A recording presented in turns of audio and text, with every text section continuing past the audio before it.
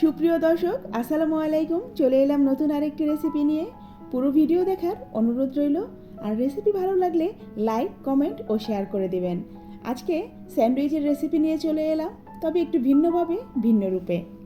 চলুন তাহলে রেসিপি শুরু করা যাক। প্রথমেই চিকেন নিয়ে নিচ্ছি, আর এখানে চিকেনের বুকের মাংস নিয়েছি। ইচ্ছে করলে চিকেনের অন্য যে কোনো অংশ নেওয়া যায়, তবে স্যান্ডউইচ তৈরি করার জন্য বুকের মাংস হলেই সবচেয়ে বেশি ভালো হয়। দিয়ে দিচ্ছি লেবুর রস 1 টেবিল চামচ। দিয়ে দিচ্ছি গোলমরিচ গুঁড়া 1/2 চা চামচ, ধনিয়ার গুঁড়া 1/2 চা চামচ, লাল মরিচ গুঁড়া 1/2 চা চামচ, লবণ স্বাদ মতো, সয়া সস 1 টেবিল চামচ, আদা রসুন বাটা 1 চা চামচ। দিয়ে দিচ্ছি পানি 1 কাপ পরিমাণ। পানি এমনভাবে দেব যেন চিকেন ভালো করে সিদ্ধ হয়ে যায়।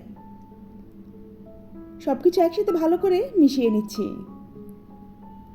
এখন চুলায় বসিয়ে দিলাম, ঢেকে দিচ্ছি চিকেন সিদ্ধ হওয়ার জন্য।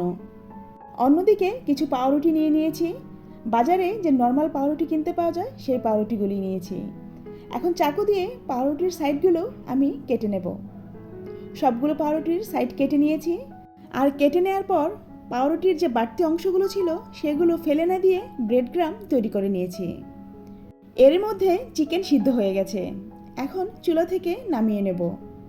কাঁটা চামচ দিয়ে চেক করে নিচ্ছি, দেখুন চিকেন পুরোপুরি সিদ্ধ হয়ে গেছে। সিদ্ধ করা মাংস এখন কাঁটা চামচ দিয়ে এভাবে জুড়া করে নেব। চুলায় ফ্রাই প্যান বসিয়ে পরিমাণ মতো সয়াবিন তেল দিয়ে দিচ্ছি। এখন কেটে রাখা পাউরুটিগুলো এই তেলে ভেজে নেব। পাউরুটির দুই পাশ উল্টে পাল্টে ব্রাউন করে ভেজে নেব।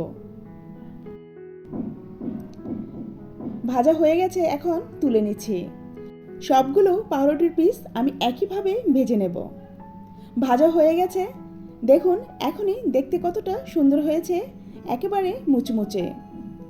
আরেকটি প্লেট নিয়ে নিচ্ছি। দিয়ে দিচ্ছি mayonnaise 1/4 cup, tomato sauce 1/4 cup. একসাথে ভালো করে মিশিয়ে নেব। মেশানো হয়ে গেছে। এখন দিয়ে দিচ্ছি ঝুরা করে রাখা সিদ্ধ মাংস।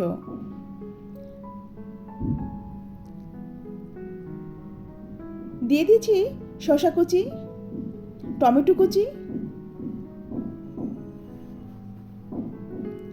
কাঁচামরিচ কুচি, পেঁয়াজ কুচি, আর দিচ্ছি ধনেপাতা কুচি। এগুলোর পরিমাণ আপনি বাড়িয়ে কমিয়ে দিতে পারেন। দিয়ে দিচ্ছি গোলমরিচ গুঁড়া 1/2 চা চামচ, স্বাদ মতো লবণ। এখন ভালো করে সব কিছু একসাথে আলতো হাতে মিশিয়ে নেব। পুরোপুরি মেশানো হয়ে গেছে। এখন ভেজে রাখা পাউরুটি নিয়ে নিচ্ছি। এবার পাউরুটির উপর মিশিয়ে রাখা চিকেনের মিশ্রণ দিয়ে দেব। পরিমাণটা আপনি বাড়িয়ে কমিয়ে দিতে পারেন। উপর থেকে আরেকটি ভাজা পাউরুটির পিস দিয়ে দিচ্ছি। তারপর হালকা হাতে চাপ দিয়ে দিচ্ছি। দেখুন ভাজা চিকেন স্যান্ডউইচ রেডি। এবার চাকু দিয়ে মাঝ বরাবর এভাবে কেটে নিচ্ছি। এই চিকেন স্যান্ডউইচটা খেতে কিন্তু অসম্ভব মজা, আর বাচ্চারা খেতেও অনেক পছন্দ করবে। বাচ্চাদের টিফিন অথবা নাস্তার টেবিলে আপনারা অনায়াসে খেতে পারবেন। সবসময় চিকেন স্যান্ডউইচ একভাবে তৈরি না করে একটু ভিন্নভাবে তৈরি করলে মন্দ হয় না। আজকে আমি তাই করলাম, একটু ভিন্নভাবে তৈরি করে নিলাম। আশা করি আজকের রেসিপিটি আপনাদের ভালো লেগেছে। আর যদি ভালো লাগে তাহলে অবশ্যই পাশে থাকবেন। আজকের মতো বিদায় নিচ্ছি। আল্লাহ হাফেজ।